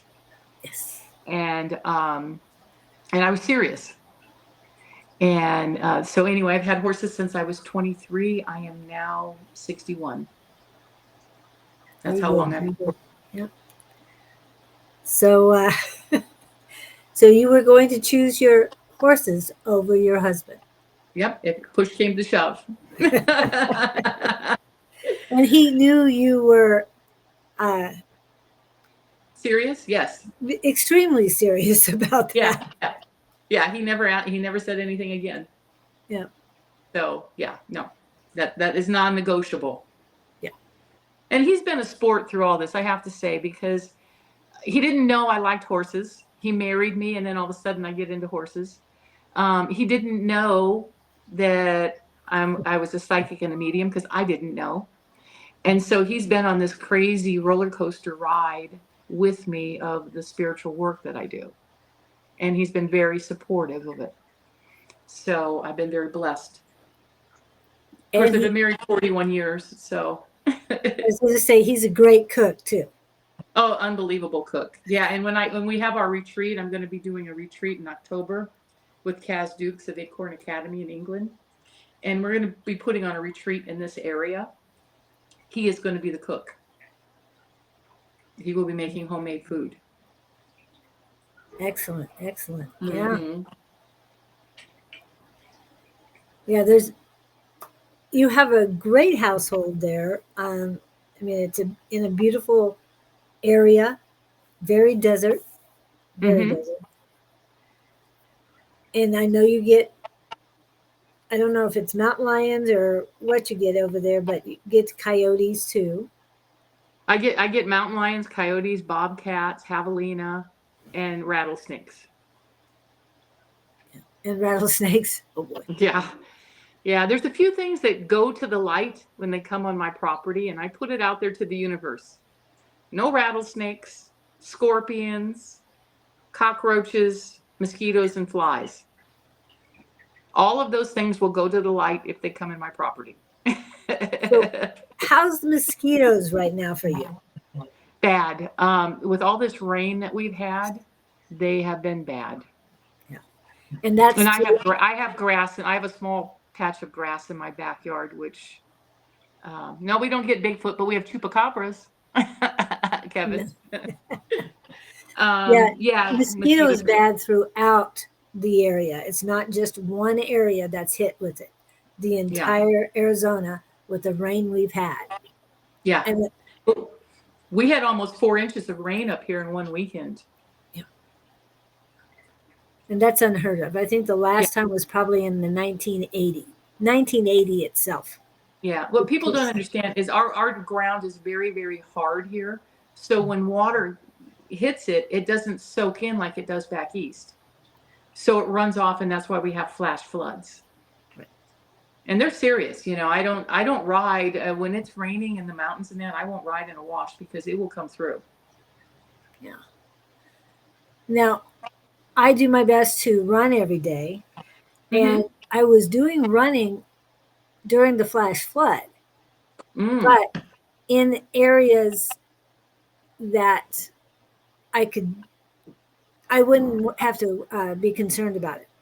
However, there is one area that I went through after the rain, and I could see the difference. Oh, yeah. It is just humongous. Lots of ditches that weren't there before, and they're pretty deep too. So, yeah, the terrain changes every time it rains. Yeah. And when you go riding, you get deep into the area. So, what changes have you seen since the rain? Oh, well, every time there's one area that I ride to, it's called Blue Wash, and there's a waterfall there. Oh, wow. And every time I go there, it's a different way of getting back there. Oh. From when I started going there years ago, it's completely different than what it is now. Where before I could just ride my horse up to the waterfall, no problem. Now there's huge boulders that we have to navigate around. Wow. I remember the first time I went to that waterfall in Blue Wash. I went there with a friend, and I start riding up to the wash, and I can't breathe. And I'm feeling, all this sadness. It was overwhelming, and I couldn't breathe. I had to leave. I couldn't stay at the waterfall. And I found out that there was a flash flood. It went through Cave Creek, and there was a grandfather holding his granddaughter, and she ripped out of his arms, and they found her at that waterfall. Oh, miles away. And that's what I was picking up on, was her residual energy. It was just engulfing. I had to leave. But you've been back since. I've been back since, and I haven't. It hasn't hit me. But I've seen Native Americans back there. The very old tribe lived in this area, and I've seen them back there before. That's the first time going back there. Is the first time I got attacked by a rattlesnake. I was on a trail, and this Mojave rattlesnake came out, green Mojave, which they're aggressive, they're cantankerous, they're mean. And it came out on the trail and started coming down at me. And I had to turn my horse around and get away. That's when I decided to get my dog snake trained. And that's when I decided to carry a gun with me, just in case I run into something that I shouldn't be involved in. Well, also the first time I ran across the crystal meth lab out in the middle of nowhere, that's when I really started carrying a gun. In the desert while you were riding horse? Yeah. Yeah. They just sort of pop up in the middle of nowhere. Where I ride is very secluded. I don't like to be around people. So you're going to run into those pockets of, people that aren't up to good things. And that don't want to be around other people as well, right? Right. Do you see something? Hang on a second. My door just blew open. The wind. Oh, wow. That's unusual. Somebody's saying something to her. No, because when the door blows open, everybody comes in from the house into my center because they want to be in here. Oh, All the dogs, all the grandkids, everything. Yeah, everybody wants to be in here because it's a Zen space. yeah. I thought you were seeing something above your head, some spirits. No, no. It was my door blew open for some reason. Yeah. Oh, wow. So first time you saw a javelina mesmerism, yeah, they were like dogs without. Yeah, the only thing is about javelina is they can be aggressive. You have to watch out for them because they don't see well, and they will shred a dog and nothing flat. Yeah, so I worry more about the javelina with my dog than I do the coyotes. And don't they travel in packs? They do, yeah, Okay. and they stink really bad. Yeah. Yeah. Where a coyote is a lone coyote. You've heard of a Well, lone they wolf? they do they They travel in have. packs too. You just don't see them. Don't see the rest of them. Yeah, I thought it Yeah, was more the wolves travel more in packs than that. I always no, see a lone coyote when I see it. you might see a lone coyote, but there are others not far behind. Okay. Well, this is in the city Yeah, yeah. Oh, that's because probably one then. Yeah, we get them. We get yeah, a lot out here. I even saw one crossing the freeway the other day on the 202. It was it's like, what are you doing out here? So hopefully you got to Hmm. the other side okay, but you never know. Okay. Do we have any questions or anything? I feel Yep. like I've just been rambling. No, you're not rambling. They're just mesmerized with your stories and all. And Oh, it, I got lots of stories. yeah, I just can't believe you found that. I know that a lab like that would just. I'm glad you got through it okay. I'm Yeah, so glad. luckily I was with 5 other riders, and we came across this travel trailer, and it had a no climb fence around it, and there was a couple pit bulls in there, and it was a shady looking older trailer, if you know what I Wow. mean. Yeah, and that was unnerving, because I always ride with someone. I never ride solo. But at that point, I realized I was, pretty vulnerable. Yeah. And so I carry a little pistol with me. It's a good visual deterrent. Thank goodness I've never had to use it. But it's always good. And another thing is when I ride in rural areas, if anything ever happened to my horse where I had to put it down and not have it suffer, Yeah. that's another thing I look at. If it broke a leg or something out on the trail, what would I do? You know. Yeah. Yeah. Have you trained your horses with the gun? Bob, the horse that died when he was 32, I used to do mounted shooting with him. So I've done mounted shooting with the horses. Jewel, his sister, the red sorrel that I have, I've shot off of her, but, she's been around some fire, but not to a large degree. So it would be like I would shoot once off of her and then I'd probably be on the ground. Okay. So it's one of those things, I would never shoot unless I absolutely felt Right. threatened or had to. Yeah. I just know that some people fire guns around them just to train them not to be. Oh yeah, yeah. I've done that with mine, but the thing is, you have to keep doing it, and I haven't stayed up on it. So Right. if they hear a gunshot, I'm sure that would startle them, especially if it was off their back. Yes, exactly. Hmm. So, but yeah, no. That's it. The But But yeah, I mean, synchronicities. If you were to just pay attention to what spirit's wanting to say to you, you would be surprised at how often they can come through and communicate. So just, pay attention to the signs, look at it. Uh, there's a whole nother world out there that people don't know about, and it's the spiritual world. And it's amazing. Uh, I just love working with spirit every single day. It's like, what amazing thing is spirit going to do today? It's yes. always something. Yes, it is always something. What do we got? Did you talk about your chakra healings? No, Pam. Hey, Pam, you're on. No, I did not talk about my chakra tune-ups. And when are Okay. you coming? Yeah, When are well, you she's coming, coming Pam? soon. She's coming out soon. She's a snowbird. She comes out here every winter. Yeah, from Love to have Wisconsin. her from Wisconsin.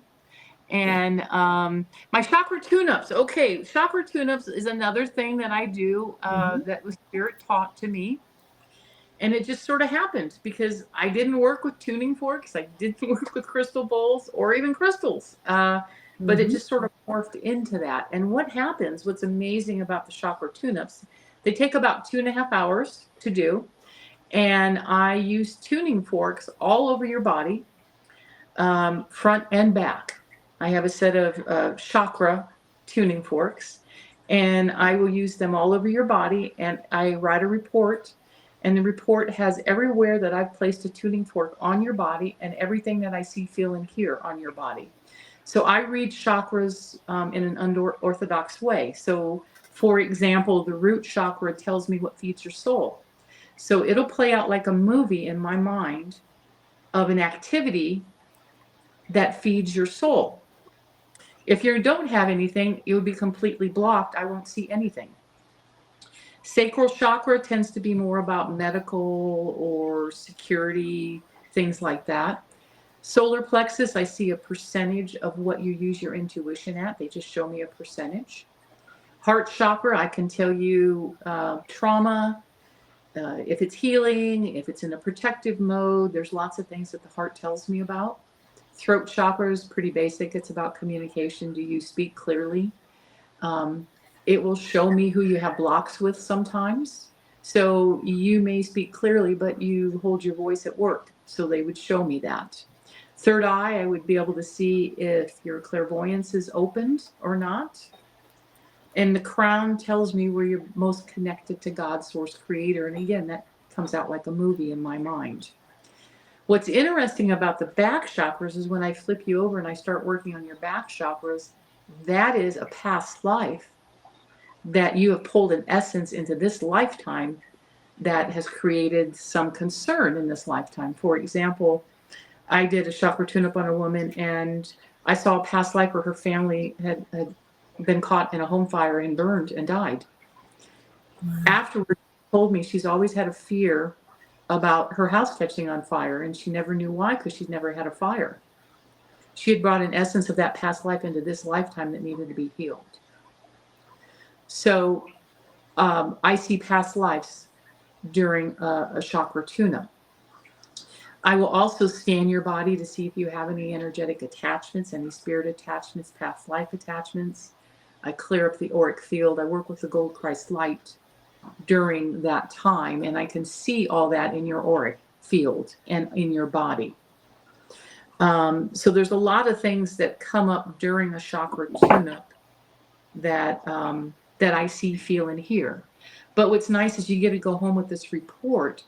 And what's great about it is the team that works with me, they know it. They know meridian lines, acupressure, acupuncture points. Because if you were to look at my report and you look at there's a picture of like Alec Gray, where he uh, has a picture of meridian lines in that. It's really pretty intriguing. My chakra tune-ups look very similar to that. Mhm. And I do have people tell me that it has made a huge difference with them, especially spiritual people. Yep. Um,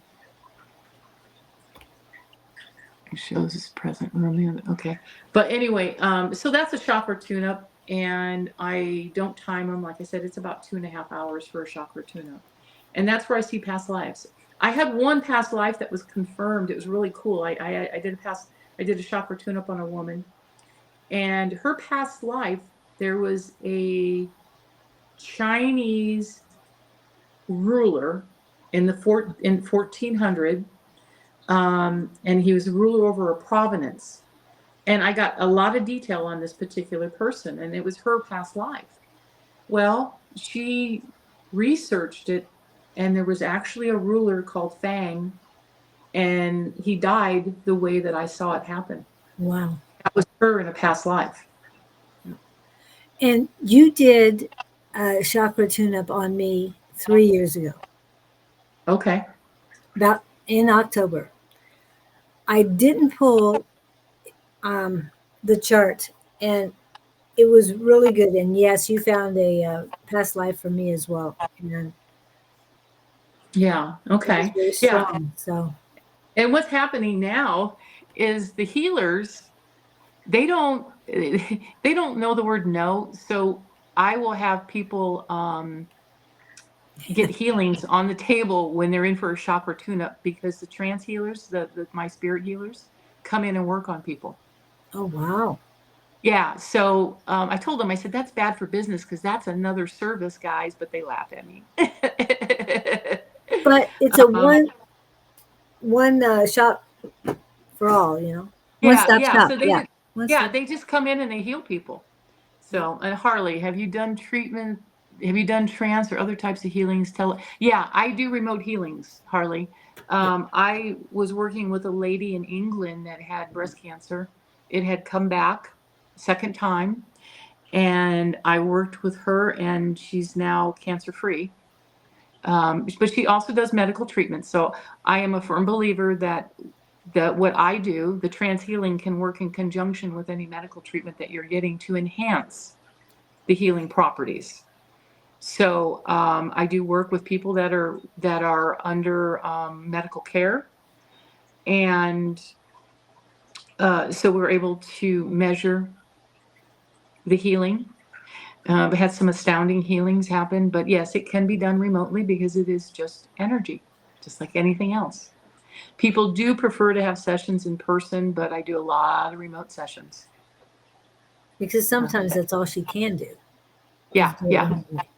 But I still teach you how to tap into your healers. So it is still a teaching lesson. There are some people that don't want to do that and they just want me to do the healing, and that's fine. No big deal. I can do that. But I believe in empowering people so that you don't need people like me eventually. Yeah. That's my goal, is to get out to the masses that they have these abilities. And your Thursday night trans Mm-hmm. circle, more than a class, um, you do healing there. Well, Yeah. a couple times a month they'll do the trans healing, and then Yes. trans communication, right? Correct. Okay. Correct. So what we do, it is a practice group for trans mediumship. Okay. So you sort of have to have a little bit of understanding of how trance works. And so, like this week, we're doing a physical mediumship experiment. So we are going to do a physical seance to bring in spirit for physical phenomenon to happen. And then next week, I've got a wonderful thing planned. Next week, we're going to do trance healing, but we're going to do trance healing in the barn with the horses. So I want to feel the power and the energy of the horse healing combined with the spirit healers for trance healing. So the next week's class, next Thursday from 7 to 9, I will have chairs set up in the paddock area, and we will all go in to do trance healing with the horses walking around freely to be included in that energy. Wow. Yeah. So, and then we do transcommunication too. So, like one week will be transcommunication. We do transcommunication 2 times, and then we do trance healing. And we do different types of trance healing. We'll do remote and in person. And then I also have people dabble with the trance healing that I do, where you sit in a chair and it's hands off. Okay. So, there's a couple different ways that we do trance healing, hands on and hands off. So, how do you know if you're in trance versus sleeping? Um, well, trance, you would wake up. Trance, you would come out of it. Sleeping, you would just continue to sleep. Um, the one thing that I would do, Pam, is I would not sit in trance when I'm tired. If you're questioning whether you're sleeping or in trance, try to do it when you're awake and have energy. Try not to do it when you're getting ready to go to sleep, because that could be you going into sleep. Because when I do a trance healing session, it's almost like a yoga nidra feeling. You feel very refreshed and rejuvenated when you're done out of the trance healing session. So you shouldn't go to sleep and drift off completely and not wake up. So if that's happening, then you're probably going into sleep, and I would change the time of which you're doing that. I hope that helps. And she can, she works with animals, and so she communicates not only with her guides, but animals as well, and people, all sorts of entities. But the other thing, she reads very well, and she kind of alluded to it earlier, having 30 years in the industry, she can read automobiles Yes. very well. Just saying, if you have a question, it's like, what the heck is going on? I'll call her and it's like, they did this. Why is it doing this? And she goes, they didn't do it right. But she has the answer. She knows what she's talking about when it comes to vehicles. Yeah, it's funny because Scott just sent me a text message. He has an automotive question. We Yeah, were talking. I used my psychic abilities to fix cars. The way I looked at it is I healed cars and healed people at the same time. Because when cars break, people break. And so I used a lot of my psychic abilities to help clients and also help fix the cars because, the technicians would come to me and they say, I've got a hard case here. We can't figure it out. It could be 3 different things. I don't want to just start replacing parts because it costs money. What do you suggest? And Spirit would always give me the hit and it always fixed the car. So that's how I used my abilities during work. So you can use your abilities for everyday life, guys. You don't need to do what I'm doing. Right. You can use it in your everyday life and it'd make your everyday life easier. Just learn how to tap into it, learn how to talk and learn how to listen. The biggest thing is learn how to listen. Yes. Yes, I just wanted to bring that out there because there's so many things we do. All of us have different abilities, different ways of life. So Mm-hmm. utilize your knowledge along with your intuition to get things done. Yeah, yeah. I mean, you can weave this into every aspect of your life. And Yeah. Letty, you had how does one contact you for cars? You can go on my website. My website is my name. It's www.tinaescoto.com. You can also reach out to me via text, any of that. Working on a car is like operating on a person. Yeah, it can be sometimes. Yeah, yeah. Um, it's the same thing with diagnostics. The doctors only have so much diagnostic and then they have to go with an intuition or a gut instinct sometimes. It's the same thing with cars. Cars are highly, highly complicated. I mean, when I got out in 2015, there was over 28 onboard computers that would talk to each other in a millisecond. Wow. And if a computer did not respond quickly enough, it will throw a check engine light or a code of some sort, which would throw people in a tizzy. But it was just saying, hey, there was a little hiccup and this computer's a little slow. So it gets very complicated with computers. I wish the old days where cars were a lot simpler, but they've got it to the point where the common person can't work on their own cars anymore. Wow. I know that part is sad. Well, thank you so much, Tina, for coming in. I know we had some glitches, but we got through it. Yeah, we got through it. And I hope you guys got a lot of information. Again, you can get a hold of Tina Escoto at tinaescoto.com. Yes. I do have that information on the description. I will add her email to that. That is escototina at gmail.com. Her last name before her first name at Gmail. So I will add that back in there. And then, yeah. Yeah. And I want to thank everybody for piping in with questions and everything. And, if you ever have any questions, you can always reach out and call me. I don't charge for a question. I charge for sessions. So if there's more than one question, then you might want to think about a session. Okay. But You're not alone out there. Try to get plugged into community. Try to get plugged into other like-minded people, and it'll help you on your journey. You're not alone. And you do mentorships as well? I do. I do. You just look at my website. I offer a lot of different services, but I do mentoring. 90-minute session is like $105, which is not bad. I try to keep my prices low so that I can reach the masses and not just the elite. So I do offer free events also to help people. Most of my classes, my practice groups are $15.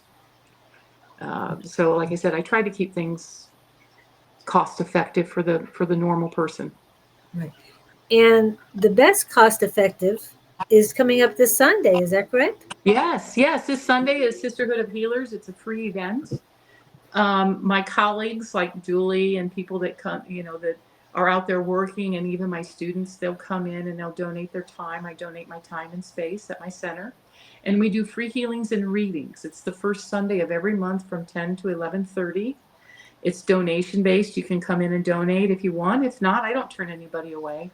And we also have refreshments. And it's just nice to be around like-minded people. And it's a nice drive to come up to Cave Creek. It's a real pretty area. As long as Scottsdale Road is not being not under construction.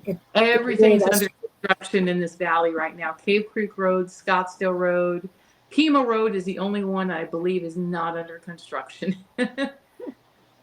That's not a bad road either. What's the name of your website, Tina? Oh, it's my name, www.tinaescoto.com. I try to keep it simple. Yeah. Yeah, everything's my name. Yes, and like I said, if you type in Tina Escoto on Google, you will find her immediately. You'll find all my dark, deep secrets of my corporate job with the car industry, and then it even has all of my competitions with horses. If you really start Googling, yeah, my mounted shooting times and barrel racing and all that. Wow. I go way back. Thank you so much, Tina. And this coming Monday, for those of you in the Phoenix area, will be red light cabinet. Yeah, Monday. that's fun. That's fun. Yeah. And now that you have more than one cabinet going on, yes. Yeah, I've got five cabinets, and everybody can sit in the cabinet, and it's a lot of fun. You'll actually see spirit overlay people's faces in the cabinets. Well, thank you guys. Remember, tonight is Angie, I hope, and Don. After his happy birthday yesterday. So happy birthday again, Don. Yeah, and Linda. Tomorrow, I'm not sure if Shauna and Donna will be on, but I will be back with Scott on Friday. So we will see you then. Susan will be on this Saturday. She is changing to the first Saturday of each month. She's not going to do it every Saturday, but one Saturday a month. Friday night, we've got Bonnie and Sarah Lyle, and they're on Friday night live happy hour from 5 to 7 Mountain Standard Time. And anything else? Oh, and then Bonnie will be back on Sunday with Jess. So hope to see you guys there. And do you have anything this Saturday for your at your center, or is that the 4th? No, I don't have anything this Saturday. All I've got coming up is November 8th, which is a automatic inspired writing class that I'll be doing here on the Saturday from 1:30 to 3:30. Okay, that is the following Saturday. Yeah, the following Saturday. That's the only thing I've got going on besides the Sisterhood of Healers this Sunday. Have a great one, guys. Rise above with love. Thank you so much, Tina. Thank you. Have a blessed day, guys. Thank you so much.